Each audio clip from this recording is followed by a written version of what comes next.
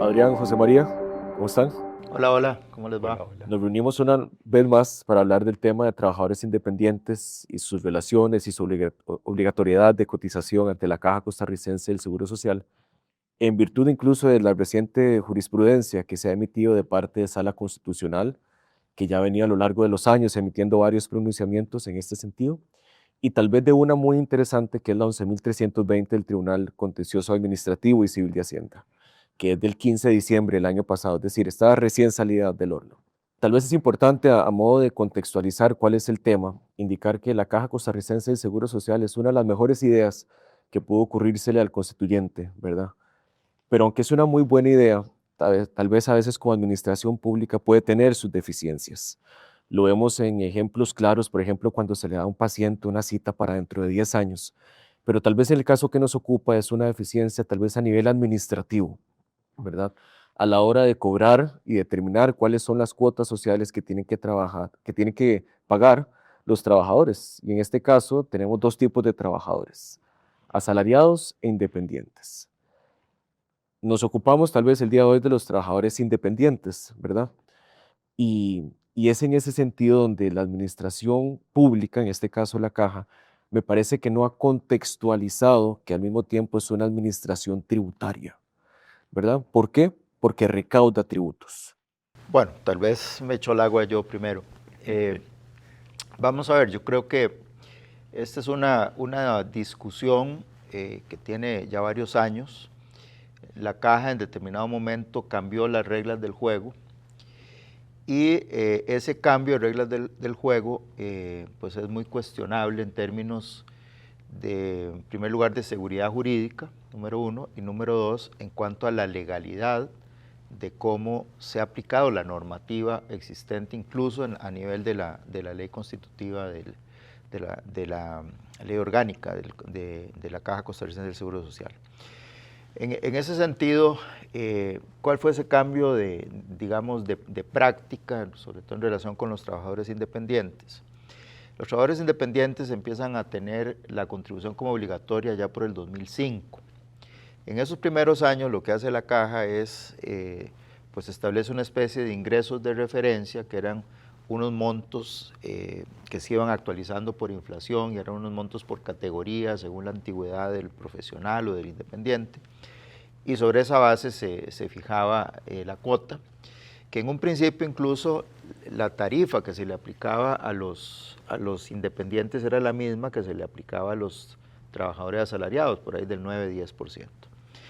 En determinado momento, un primer cambio relevante es que deciden hacer una escala diferente para los independientes, con una gradación que llega en las categorías más altas al 12, 14, hasta el 18, casi 19%, frente al 10% de los asalariados. Aquí, digamos, se plantea un primer cuestionamiento. El artículo 3 de la ley constitutiva expresamente dice que a los trabajadores independientes no se les puede cobrar una cuota patronal. Eso significa, y es lógico, es decir, no tienen patrono, no tienen por qué asumir la cuota del patrono. Entonces, es evidente que en ese brinco, es decir, cuando ya no se le cobra el 9 o el 10, el 18, pues hay, al menos parcialmente, una cuota patronal implícita. Entonces, ¿Dirías, Adrián, que es una cuota patronal subrepticia por la puerta de atrás que se le quiere cobrar a los trabajadores sí, contra la prohibición expresa de la norma? sí, claro, de hecho así es. Hay, digamos, un informe de la auditoría de la Caja del año 2013, donde se recoge las propias expresiones del director actuarial de aquella época, donde decía, sí, es que vamos a elevar estas tarifas precisamente para suplir la cuota patronal, porque los trabajadores independientes no tienen un patrono, ¿verdad? Y luego el segundo gran hito viene cuando la caja primero tiene un acceso muy cuestionable. Ahora podemos profundizar ya en los aspectos de ilegalidad concretos, ahí lo vamos desarrollando, pero en aquel momento tiene un acceso irregular a las declaraciones de renta. Digo yo que irregular porque mientras el artículo 20 le dice, bueno, usted puede consultarle a la Dirección General de Tributación e Información, debe hacerlo por un requerimiento individual, o sea, fulanito, cédula tal, quiero información de tal cosa, y por escrito. Pero no, lo que terminaron haciendo fue un convenio entre la Caja de Tributación, donde a los funcionarios de la Caja les dieron claves para que accedieran directamente al sistema informático de tributación, lo cual en términos de nosotros los tributaristas es lo que se llama un intercambio automático de información, mientras que el que está en el artículo 20 es un intercambio por requerimiento individual. Entonces, digamos, hay una primera irregularidad ahí, que eso le permite a la Caja tener acceso a saber cuánto declaraban en su declaración de renta independientes. Entonces, a partir de ahí cambia las reglas del juego y empieza a decir, vamos a usar esa declaración de renta para compararla con lo que me habían venido pagando y con ese ingreso de referencia que yo tenía aquí registrado y que yo mismo lo había puesto, para hacerles ajustes por las diferencias. Cuando decís yo mismo, yo la Caja. Yo la Caja, sí, la Caja misma. No el trabajador independiente. Claro, la caja era la que había puesto esos ingresos de referencia. La Caja era la que todos los meses te ponía a cobro, ¿verdad? Es decir, y aquí es un tema que lo vamos ahora a profundizar, de hecho la determinación de cuánto tenías que pagar no era lo que determinaba el trabajador independiente, sino que lo hacía la propia Caja. Es decir, eso es en nuestra materia se llama una determinación de oficio originaria. Desde un principio se fija una suma que es la que hay que pagar, pero no como una declaración del propio trabajador independiente, como sí sucede en la declaración del impuesto sobre la renta o en la declaración del IVA, donde es uno el que hace la declaración y dice esto es lo que me corresponde pagar, que es básicamente lo que se conoce como una autoliquidación. Claro, muy bien expuesto ese sistema que utilizaba la Caja. Me parece que es por ahí en los años 2015, 2016, que la Caja, una vez que accedió a esa información, dijo, bueno, voy a notificarle a estos trabajadores independientes que hay un error, que hay una incongruencia, que yo encuentro unos ingresos de referencia que yo tengo, unas cuotas que se pagaron versus otros ingresos que declararon en la declaración del impuesto sobre la renta, e empieza a notificarle procedimientos por factura adicional a los trabajadores independientes. Médicos, veterinarios, abogados, profesionales, Y no profesionales también. y no profesionales, sí, se dan cuenta. Si una persona física que tiene una pequeña empresa, si cualquiera que tenga una actividad. Se dan cuenta por turístico. sorpresa que lo que tienen es una deuda adicional, una factura adicional, ¿verdad? Y tal vez muy importante quedarnos con ese concepto de factura adicional y retroactiva. Retroactiva, que un momento, retroactiva hasta el año 2005. Sí, hubo un momento donde la Caja no contemplaba ningún tipo de prescripción. Entonces, no sé, si arrancaba en el año 2017, 2018, te venía un ajuste que era desde el 2005, o sea, que pueden ser 10, 15 años. Ahí tal vez es importante decir que la retroactividad, ajustes retroactivos, también tiene que ver con un tema de confianza legítima en los actos de la administración pública.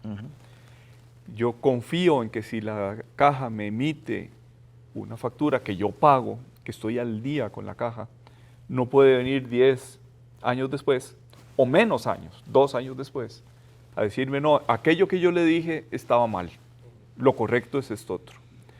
Esa sentencia con la que introducías este podcast tiene la gracia de que dice, eso está prohibido, aunque el principio de seguridad jurídica no está explícito en la Constitución, está prohibido si mezclamos el principio de legalidad, artículo 11 de la Constitución, con la irretroactividad de las normas, artículo 34, que impiden a la administración pública no solo aplicar retroactivamente nuevas normas, sino aplicar retroactivamente nuevos criterios, nuevas formas de ver una misma materia.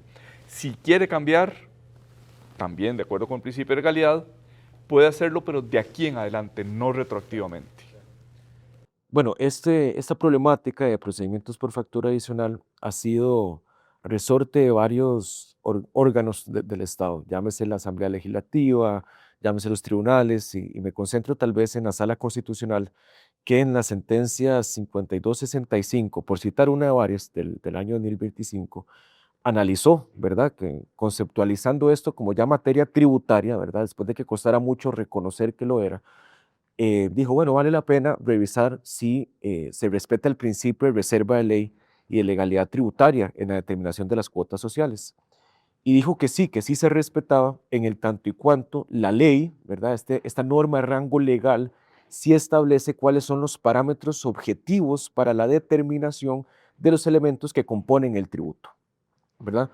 No por hacerlo más aburrido el tema, pero ¿cuáles son esos elementos? La base imponible, el hecho generador, cuál es el método de estimación mediante el cual tenía que establecerse estas cuotas sociales, pero de alguna otra forma dijo, esto no es materia de constitucionalidad, ¿verdad? Yo reviso que sí se cumple el principio de reserva de ley en el tanto y cuanto está en la norma constitucional, donde en el artículo 23 de la ley constitutiva, en el artículo 2 y 3 también de la ley constitutiva, y es bajo ese análisis donde dice, también el legislador le dio a la junta directiva de la caja la potestad reglamentaria, ¿verdad? Entonces ya no vamos a encontrar todos los elementos en la ley formal, sino que tal vez los vamos a encontrar o tenemos que encontrarlos en una norma de rango reglamentario. Y es ahí donde se establece el concepto de los ingresos de referencia. Entonces, a la constitucional dice, no me reclame a mí un tema que es materia de legalidad. Pídale a un tribunal, a un juez de legalidad que revise, ¿verdad? Si se cumplen con esos parámetros objetivos.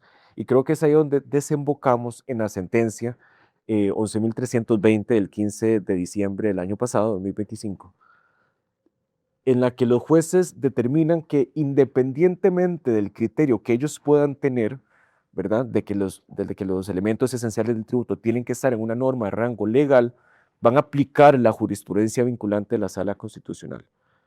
¿Qué significa eso, don Adrián? Sí, bueno, vamos a ver, yo creo que frente a todas esas actuaciones que inició, que nos referíamos ahora, que inició la caja, digamos, cambiando su práctica, introduciendo toda esa dosis de inseguridad jurídica, zozobra, ¿no?, de trabajadores independientes de tener que enfrentarse a cobros retroactivos de muchos años, etcétera. Y multimillonarios. Sí, en algunos sí, excesivamente altos, era casi el ahorro de la vida, etcétera. Digamos, ahí sucedieron varias cosas. Por una parte, muy originariamente el Colegio de Abogados en su comisión tributaria hizo un informe donde ya básicamente planteaba los planteamientos fundamentales de por qué la caja estaba infringiendo la normativa con esa práctica que estaba teniendo, ¿okay?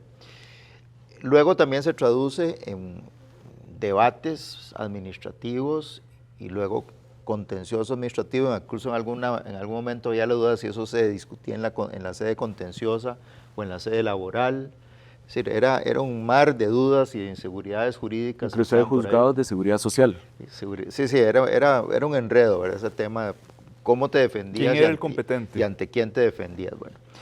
Y luego hubo intervenciones legislativas, cuando se dice, bueno, vamos a condonar en vista de todos estos elementos, el legislador dice, vamos a condonar esto para atrás, ¿verdad?, para aclarar las cosas.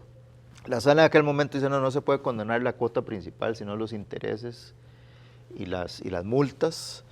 Entonces eso permite por lo menos, digamos, que no se cobren intereses y multas en esos casos irregulares, que la lógica de que el legislador interviniera es porque en el fondo reconocía que había algo extraño, algo irregular en toda esta práctica. Y luego también interviene en el tema de la prescripción, es decir, bueno, no, primero hay que aplicar una prescripción y esta prescripción debe ser una prescripción como la tributaria, de 4 años o de 10 años en caso de incumplimientos, entonces hace una ley de prescripción que de alguna manera alivia esos cobros retroactivos, digamos, limitándolos a 4 años desde que empezó la actuación. Versus los 10 o más años que pretendía inicialmente la caja. Sí, digamos, ahí hubo intervenciones y tal. Y la Sala Constitucional, a lo largo ya de bastantes sentencias, primero dirimió una discusión de si esto era un tributo o no, ¿verdad?, primera cosa. Y número dos, como bien lo decías, dijo, bueno, si es un tributo, tiene que respetar la reserva de ley para la cuantificación, tiene que haber unos parámetros que nos digan claro cómo se va a cuantificar esto. Y ahí es donde entra un párrafo que se repite, que es un párrafo bien interesante, cuando dice, vean, aquí la salvación, por decirlo así, de la reserva de ley está en el artículo 23. Ya habíamos mencionado el 3, ahora vamos a mencionar el 23 de la ley constitutiva, que dice que esas contribuciones deben cuantificarse sobre la base del costo de los servicios de la caja y cálculos actuariales. Y dice además, esto es similar a lo que el Código Tributario denomina una tasa, ¿verdad? Y por lo tanto, ahí fija, digamos, una jurisprudencia de los parámetros, y como bien decía, después viene a agregar, bueno, para saber si en un caso concreto se está respetando esos parámetros, eso vaya, discútalo con un tribunal contencioso, ¿verdad? Y ahí es donde surge esta sentencia que tal vez podrías un poquito contarnos qué es lo que dice exactamente. Bueno, esta sentencia, que es de diciembre del año pasado, pero que fue a casación y recientemente fue rechazado el recurso de casación. De la caja, el recurso de casación. Recurso de casación de la caja, sí. Digamos, en ese caso, quien resultó vencedor o vencedora fue una trabajadora independiente. Una trabajadora independiente. ¿Y por qué es de tanta actualidad? Porque recientemente salió la sentencia de casación que rechaza el recurso de casación. Esa sentencia me parece que es importante porque es el primer caso en el que se aplica esa doctrina de la Sala Constitucional en sede jurisdiccional, contencioso administrativa. En otras palabras, la Sala dijo, yo no me meto al caso concreto, eso vaya al contencioso, este es el Tribunal Contencioso aplicando por primera vez esos parámetros de constitucionalidad que le dio la Sala Constitucional. ¿Y qué dice esta sentencia que a mí me parece que está muy bien redactada, que es profunda, me parece que será el paradigma de todos los siguientes casos que lleguen a conocerse en los tribunales contenciosos? Dice varias cosas. En primer lugar, es imposible, no tiene nada que ver la determinación de impuestos sobre la renta con las cuotas de la seguridad social.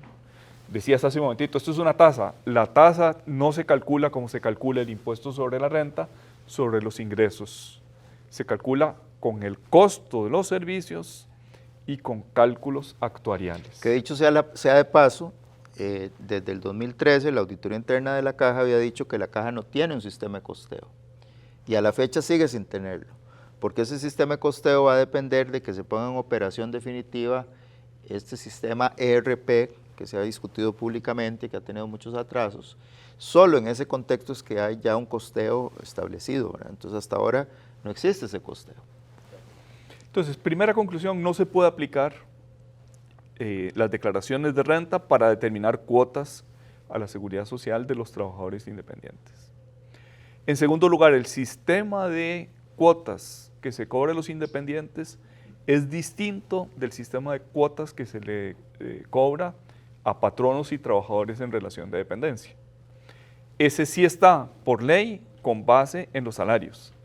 Este otro no, el de los trabajadores independientes con base en esos ingresos de referencia que son los de cálculos actuariales y costo de los servicios. Sí, que hay una estimación objetiva, que es un argumento que desde el informe del Colegio de Abogados, en el que yo participé como coordinador en aquel momento, ya habíamos esgrimido ese argumento, que no es un sistema de determinación directa o de base cierta, como el impuesto sobre la renta, sino como una estimación objetiva con base en ingresos de referencia promedio, que con algún criterio, y sobre todo deberían determinarse con vista de esos costos de los servicios y los cálculos actuariales. Incluso lo virtuoso de esa sentencia es que hace un repaso de esos métodos de estimación, ¿verdad? Y determina no es uno de base directa, es uno de base objetiva. Estimación objetiva. Así es. Tampoco es de estimación indirecta o base presunta, que eso es finalmente la argumentación detrás de muchos de esos casos de facturas retroactivas de trabajadores independientes. Claro, tal vez conviene aclarar que no es que con base en esa sentencia ya me aplica a mí como trabajador independiente que no me van a cobrar, ¿verdad? Que pueda alegar la ilegalidad. Cada particular, cada trabajador independiente tiene que ejercer ese derecho, tiene que ir a pedir la nulidad de los actos administrativos o de las conductas desplegadas por la caja, y tal vez a manera de conclusión, un par de minutos para una conclusión. Bueno, tal vez de esa sentencia agregar un elemento adicional. Dijo que no se podía aplicar la declaración de renta, pero también dijo que no cabían los cobros retroactivos precisamente por no ser un sistema de autoliquidación. Al ser un sistema donde la caja es la que dice mes a mes cuánto hay que pagar, es ella la que lo dice, cualquier cambio tiene que ser hacia futuro, nunca hacia atrás. Claro. Ese es otro elemento muy importante que está ahí, pero claro, hay que discutirlo en los casos concretos, porque todavía la caja no ha reaccionado, sigue un poco con su misma práctica, entonces eso hay que también tenerlo claro, sigue siendo un problema actual, todos los días estamos viendo nuevos casos donde la caja viene a hacer lo mismo, entonces pues estamos en una, digamos, en una etapa de transición, pero yo diría que con esa buena noticia de que finalmente un tribunal ya formalmente, incluso ratificado por Sala Primera, está reconociendo unos argumentos que se han venido sosteniendo nosotros en particular, que hemos defendido muchos de estos casos y hemos participado en discusiones nacionales, etcétera, el Colegio de Abogados, pues hemos venido defendiendo a través de los años, es una buena noticia que ya está siendo reconocido a nivel judicial. José María. Yo insisto en esa idea, es una buena noticia. No es jurisprudencia en el sentido clásico, ¿verdad?, de que es algo, son precedentes obligatorios para el propio tribunal o incluso para la caja. Sin embargo, yo diría que sí como son aplicación de fallos constitucionales, me parece que es la misma obligatoriedad de esos fallos constitucionales para los tribunales, es para la caja. Sí, de hecho, recordemos una cosa, la jurisprudencia de la Sala Constitucional sí es vinculante para todos los órganos administrativos, judiciales. O sea, ya la caja debería estarse preocupando de si está cumpliendo o no con la jurisprudencia vinculante de la Sala Constitucional. Ese es un tema y pareciera como que no es conmigo la cosa hasta el momento. Bueno, muchas gracias por este espacio. Me parece que defender la caja también implica revisar que la caja haga bien sus cobros, ¿verdad? En beneficio de ella misma y también, por supuesto, en beneficio de los trabajadores independientes. Así que les agradezco mucho el espacio y el momento y nos vemos próximamente en otro episodio Legalmente. Gracias. Gracias.